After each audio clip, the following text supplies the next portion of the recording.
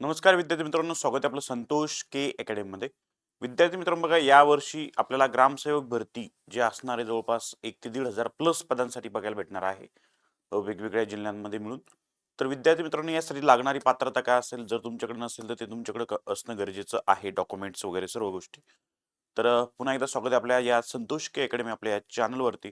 विद्यार्थी मित्रांनो, बघा पात्रता काय असेल, बघा 12वी पास तुम्हाला कंपल्सरी आहे, 60% गुणांसह. म्हणजे 12वी बेसवर तुम्ही पेपर फॉर्म भरू शकता, पण 60% मार्क्स असणं गरजेचे आहे.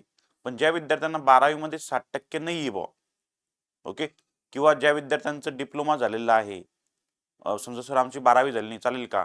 हो चालेल, तुमचं डिप्लोमा झाला असेल 3 वर्षाचं इंजिनिअरिंग पॉलिटेक्निक मध्ये किंवा ॲग्री मध्ये आहे ना, तरी ते अलाव आहे. ओके. पण ज्यांचं 12वी झालेले डिप्लोमा न होता त्यांना 60% गुण असणं गरजेचे आहे. आणि 60% जर गुण तुमचे 12वी मध्ये नसेल तर तुमचं एनी ग्रॅज्युएशन असणं गरजेचं आहे, हे लक्षात ठेवायचं आहे. ओके. त्यामध्ये इंजिनिअरिंग असेल वगैरे वगैरे काय असेल तुमचं एनी ग्रॅज्युएशन. ओके. त्यानंतर पुन्हा BSc BCom वगैरे जे काय असेल ते. ओके. मी काय म्हणतो तुम्हाला, 12वी मध्ये 60% ज्यांना गुण नाही त्यांचं एनी ग्रॅज्युएशन, ज्यांना 60% त्यांना काही अडचण नाही 12वी मध्ये. ओके. आणि ज्यांचं 12वी नाही त्यांचं डिप्लोमा झालेलंच असतं, त्यांना पण अलाव आहे. आणि MSCIT कंपल्सरी आहे, MSCIT शिवाय पर्याय नाहीये. त्यांचं चालू असेल तर बघा. ओके है ना.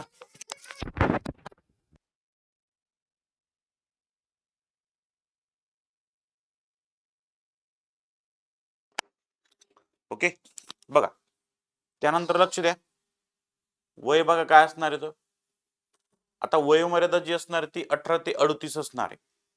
म्हणजे सामान्य ओपन कॅटेगरीचे जे असणार विद्यार्थी आपले, ओपन कॅटेगरी उमेदवार, त्यांना 18 ते 38 वर्ष आहे. आणि इतर कॅटेगरी त्यामध्ये OBC असेल, SC ST कॅटेगरीचे विद्यार्थी असेल तर त्यांना 18 ते 43 वर्ष वयोमर्यादा, म्हणजे त्यामध्ये सूट असणार आहे 18 ते 43 पर्यंत. आणि जे इतर मध्ये आहेत, भूकंपग्रस्त असेल, प्रकल्पग्रस्त असेल किंवा आपले अपंग उमेदवार असेल, ओके, तर अशा विद्यार्थ्यांना 18 ते 45 वयोमर्यादा असणार आहे. हे लक्षात ठेवायचं तुम्हाला. ठीक आहे. यस. त्यानंतर बघा, पगार किती असेल, 3 वर्ष कॉन्ट्रॅक्ट बेसवर असतो. प्रत्येक पहिले 3 वर्ष आपलं जे ग्रामसेवक म्हणजे ग्रामविकास अधिकारी असं नाव झालेलं आहे, तर याचं 3 वर्ष पहिले जे असेल तर 3 वर्ष तुम्हाला 16,000 रुपये पेमेंट आहे. याच्यामध्ये कमी जास्त काय असेल आता नवीन याच्यानुसार होईल. आणि परमनंट झाल्यानंतर तुम्हाला 32,000 प्लस पेमेंट मिळत असते 3 वर्षानंतर. ओके. कॉन्ट्रॅक्ट बेस म्हणजे 3 वर्ष झालं आणि काढून टाकलं असं नसतं ते. पहिले 3 वर्ष कॉन्ट्रॅक्टवर असतं, नंतर ते परमनंट होतं. त्यामध्ये पण त्यांचं काहीतरी तुमचा परफॉर्मन्स पण चांगला असणं गरजेचं, सुट्ट्या नको, हे गोष्टी बऱ्याचशा आहेत त्यामध्ये. ठीक आहे. जे आता ज्यावेळेस ऍड येईल त्यावेळेस आपल्याला समजेल काय काय अजून त्यामध्ये आहे. ठीक आहे. पण 3 वर्ष तुम्ही कंटिन्यू जॉब करणं गरजेचं आहे, व्यवस्थित प्रामाणिकपणे. ठीक आहे. नंतर अभ्यासक्रम काय असेल बघा, तर अभ्यासक्रम अतिशय सोपा आहे. मराठी ग्रामर असणारे 15 प्रश्न 30 गुणांसाठी, एक क्वेश्चन 2 मार्कला. इंग्लिश ग्रामर हे 15 क्वेश्चन 30 गुणांसाठी असणारे, प्रत्येकी 2 गुण.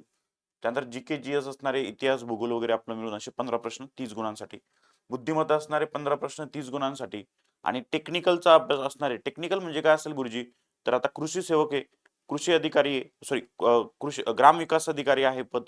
त्यामुळं अभ्यासक्रम आपला टेक्निकलचा हा असेल कृषी निगडित. म्हणजे ज्या विद्यार्थ्यांचं कृषी झालेले आहेत किंवा ॲग्री झाले त्यांना काही अडचण नाही, पण जे विद्यार्थी ॲग्री झालेले नाहीये त्यांना कृषीचा जो सिलेबस आहे त्याबद्दल मी डिटेल एक सिलेबस बनवणार आहेच आज उद्या. ओके. चॅनलला सबस्क्राईब करून ठेवा जेणेकरून तुम्हाला अपडेट मिळत राहील. ठीक आहे. तर त्याबद्दल बनवणारे कोणतं बुक वापरायचं ते पण मी सांगेल तुम्हाला, तेवढं बुक वापरा, विषय खतम करा तुमचा. ठीक आहे. आणि प्रॉपर स्टडी करा, विषय तुमचं एकदम आतापासून तयारी लागायचं. ठीक आहे. तर एकूण 100 प्रश्न आहे मित्रांनो 200 गुणांसाठी, प्रत्येक प्रश्नाला 2 गुण.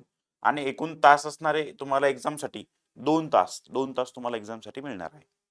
तर ही माहिती मी तुम्हाला सांगितली. पात्रता काय असेल, वयोमर्यादा काय असणार आहे, पगार काय असणार आहे आणि सिलेबस काय असणार आहे, 4 गोष्टी महत्वाच्या आहेत. नंतर तुमचे डॉक्युमेंट तुम्हाला जे नॉर्मल लागत असतात, 10वी 12वीचं मार्कशीट. ओके. त्यानंतर मार्क्स सर्टिफिकेट. त्यानंतर तुम्ही बघितलं असेल कास्ट सर्टिफिकेट, कास्ट आपली जी असेल ती कास्ट सर्टिफिकेट. त्यानंतर कास्ट व्हॅलिडिटी.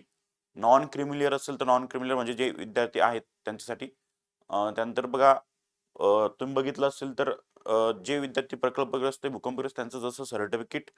त्यानंतर म्हणजे तुम्हाला हे जे नॉर्मल डॉक्युमेंट्स लागत असतात आहे ना, तेच लागतात, जास्त काही नाही त्यामध्ये. ठीक आहे. तर ते नसेल तुमच्याकडे सर्टिफिकेट वगैरे कोणतं तुम्ही ज्याच्यातून आरक्षण घेऊ इच्छिता तर ते काढून ठेवा. MSCIT कंपल्सरी आहे. ओके.